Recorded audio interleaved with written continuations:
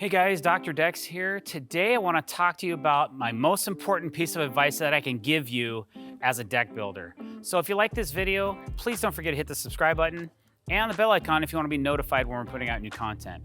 All right, so here it is. My most important piece of advice for you is to have a plan.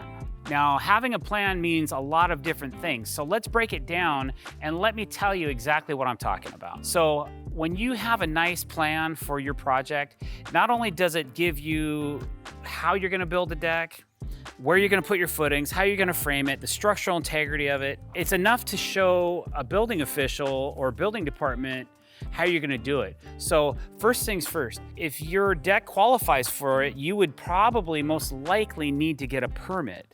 Now, permits aren't the funnest thing to obtain, but they're the right way to build a deck. Always get a building permit if you're over a certain height for your jurisdiction, or if the square footage is a certain size, you need to check with your local building department to see if you really need one or not. Sometimes low-level decks aren't required to have a building permit, but just so you know, we pull permits probably 80% at least of all of our deck projects. Now, part of having a plan is also knowing what type of materials are you going to use for that deck. So not only will a plan tell you where your footings are gonna go, where your beams need to go, where your joists are, how far those are spaced apart, your beams are spaced apart, how far your joists are spaced apart, how the decking's gonna be laid on top, all that kind of stuff is all part of your plan. Anytime you're not sure, you can always go back to the plan and look at it. Oh yeah, that's right, I'm gonna do this over here.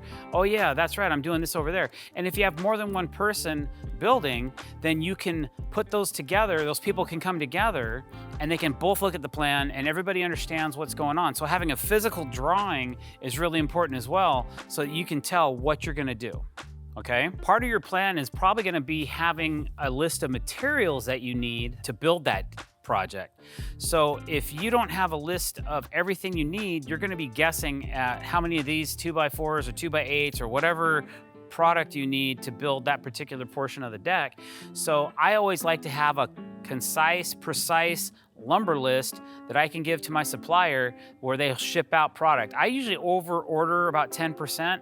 So I have a few extra boards that I can choose through in case there's something I don't like. But having a precise list of materials and fasteners and hardware is really nice before you start building that project. And usually as we get closer to finishing our project, we create a secondary list, we call it a punch list, of items that we need to do to complete that project. So as I start remembering, oh yeah, we gotta tighten this little thing down or add this piece of trim here or there, I put it on a list that we mark off as we go. I'm constantly adding to that punch list as we get closer to the end of the deck, and I'm constantly crossing off those tasks as they're completed so that we have that sense of completion and we're getting done. Like when our punch list is done, we're done with the job, we can clean up and head out. So to sum it up, guys, the best piece of advice I can give you is always have a plan for that deck project. It'll really help things go a lot smoother and just keeps the ball rolling. So thanks for watching this video. If you liked it, don't forget to hit the subscribe button